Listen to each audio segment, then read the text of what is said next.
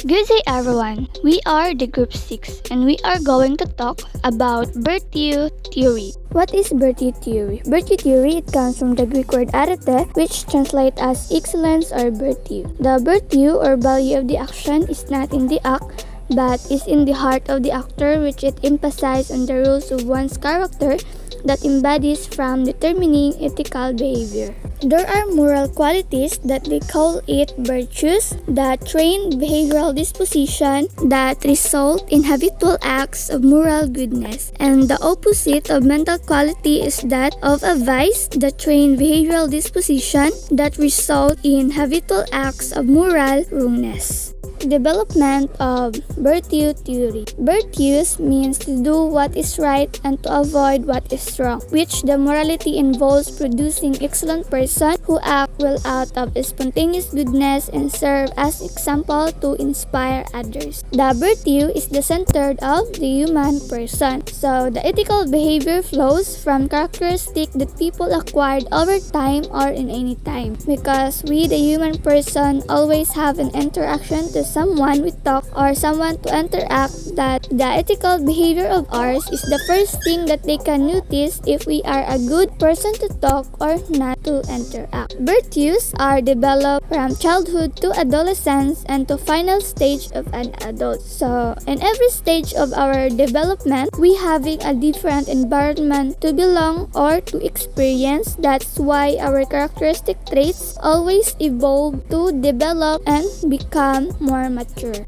What is the importance of virtuous ethics? The importance of virtuous ethics is to understand what moral rule is so that we can apply these moral values in our real life situation in order to become more ethical and decision making. Furthermore, we will become more familiarized with the 4 major moral values and 3 theological virtues flowed out from the 7 ethical virtues. So first, the 4 major moral values, which is the cardinal virtue. Wisdom is the practical wisdom and living life where it can be acquired through experience and reflection. Temperance is the appropriateness in the use of passions or desire. It is the quality of character that is dependable because one's desire have been disciplined to respond to the truly good. Courage is the courage needed to overcome obstacles when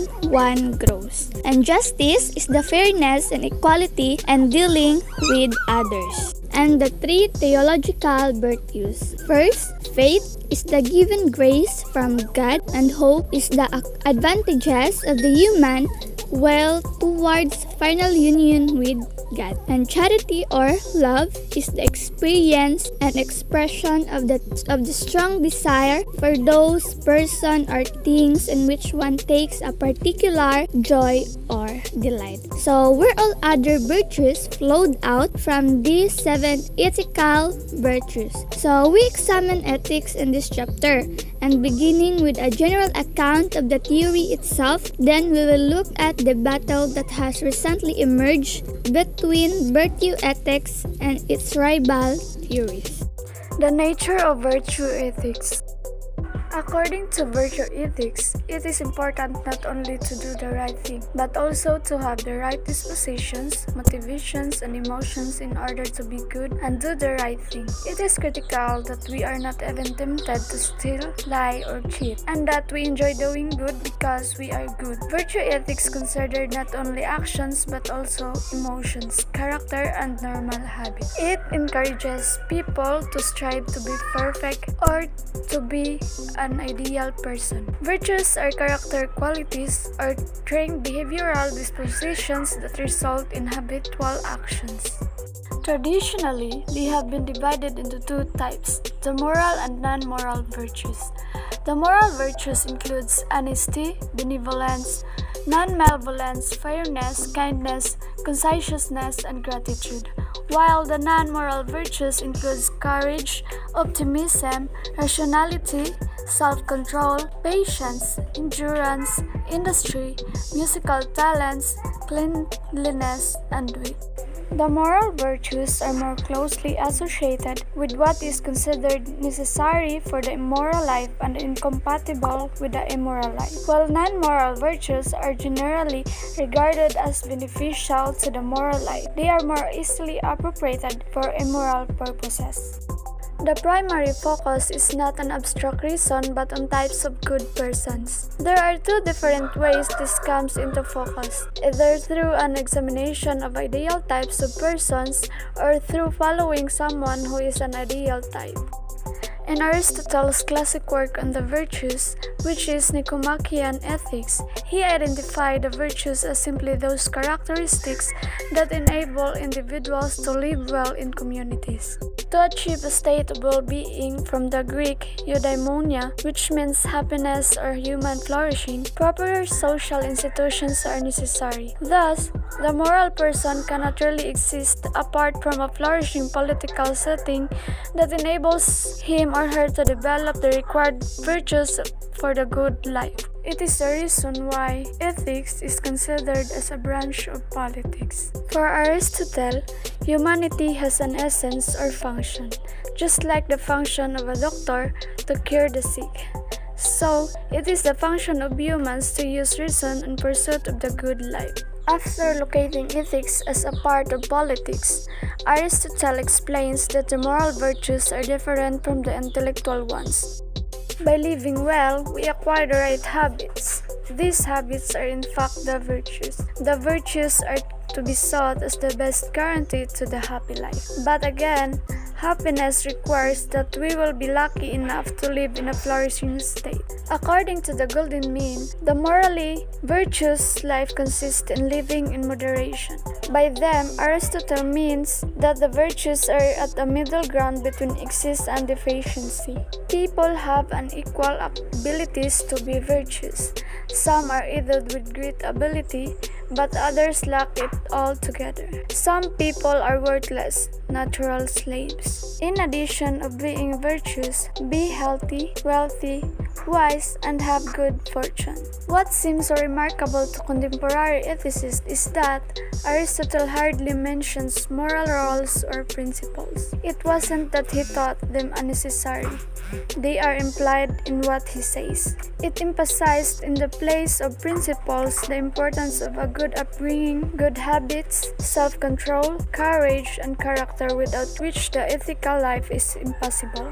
The lives of Socrates, Gandhi, Mother Teresa, and Father Colby provide examples of possibilities of moral excellence and inspire us to become ideal types. To put it poetically, they are people who light up our moral landscape as jewels who shine in their own light. Father Colby was starved to death by the Nazis, but not before he had aided the other starving prisoners in facing their own deaths. There is nothing strangely barren about Jesus embodying the spirit of love, putting high altruism to practice as never before seen, accepting the pariahs of society and bringing out their innate dignity. So too, with Gandhi's fearlessly confronting the British Empire in the name of justice, his quiet and determined voice saying to the Indian people, "Be not afraid," and giving them courage. And Mother Teresa, who spent her days healing the wounds and saving the lives of the disease-ridden homeless in the stench-filled slums of Calcutta. These are the people who have reached a deeper way of living, who embody the good in ways that far surpass our ordinary expressions of morality, as the sun's light outshines that of a flickering candle. Moral agents who go beyond minimal morality are necessary for a society if it is to overcome evil and produce a high degree of flourishing. Criticism of action-based ethics. They lack a motivational component. They are uninspiring and negative, thou shalt not, and place a low value on morality. Virtue theories see morality as intrinsically worthwhile. They are founded on an obsolete theological legal model. They undermine morality spirit. Virtue ethicists focus on developing admirable characters. They ignore the spontaneous dimension of ethics. They reduce all moral assessments to judgments about actions, virtue, ethics emphasize a person's ingrained qualities. They are minimalist and neglect the development of character. They focus on social control, virtue ethics focus on the duty to grow as a moral person. They overemphasize autonomy and neglect community. They exaggerate the ability of each person to arrive at a moral code by reason alone. Virtue theories focus on how communities instill the virtues that teach and inspire people to be moral. Connection between virtue-based and action-based ethics. So in this part, there are three basic relationships that might exist between virtues and moral rules, and all of them are positions that held today by various philosophers. In this section, in the following, we need to examine these positions. Here are the three relationships. First, the pure virtue-based ethics. The virtues are dominant and have intrinsic value.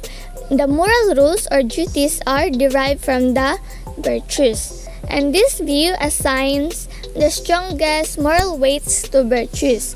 The moral rules that we have are just extracted from and reflect our virtues. For example, if we claim that we have a duty to be just or beneficent, we must discover the virtues of fairness and benevolence in the good person. The second, the standard action-based view. Action guiding principles are the essence of morality, and the virtues are derived from the principles and are instrumental in performing right actions. For each virtue, there is a corresponding principle that is the important aspect of the relationships. Complementary pluralistic ethics. Both action-based and virtue-based models are necessary for an adequate or complete system. Neither the virtues nor rules are primary, they complement each other, and both may have intrinsic value. And the difference between the standard action-based view and the pluralistic view is they both recognize that the promotion of human flourishing is an essential goal of morality. But the action ethicist thinks that morality only has to do with the kinds of action that produce the state of affairs, whereas the pluralistic ethicist believes that the virtues are constitutive of what human flourishing is and partly define the state of affairs we ought to be trying to produce by our action. For and the virtue ethicist, the unvirtuous or the virtue indifferent or vicious, life is not worth living. The standard action-based ethics, the correspondence thesis.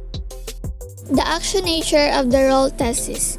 Moral rules require persons to perform or omit certain action, and this action can be performed by persons who lack the various virtues as well as by those who possess them. For example, both the benevolent and those who lack benevolence can perform beneficent acts such as giving to charity. The reductionist thesis, the moral virtues are disposition to obey the moral rules, that is to perform or omit certain action. For example, the virtue of benevolence is a disposition to carry out the duty to perform beneficent acts. According to the correspondence theory of virtues, each virtue corresponds to an appropriate moral principle. Instrumental value thesis. The moral virtues have no intrinsic value but to have instrumental and derivative value. Agents who have the virtues are more likely to do the right acts, that is, to obey the rules. The virtues are important only because they motivate right actions. There is a correspondence between principle and virtues, the latter being derived from the former. So, the following derived from the right kind of action. The virtues are nonetheless very important for the moral life. They provide the dispositions that generate right actions. Frankina passage quote says, traits without principles are blind, but principles without traits are impotent.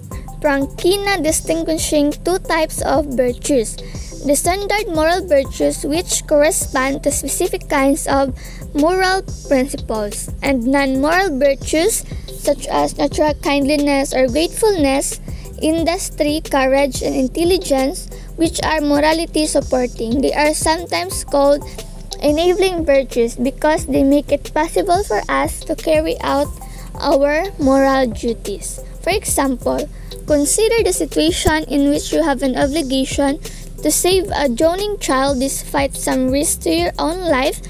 The specific rule of always come to the aid of drowning people is grounded in a foundational principle of general beneficence, which in turn generates the foundational virtue of benevolence. In this case, it gives rise to a tendency to try to save the drowning child, whether or not you actually dive into the lake. However, may depend on the enabling virtue or courage, or the non-virtue of courage.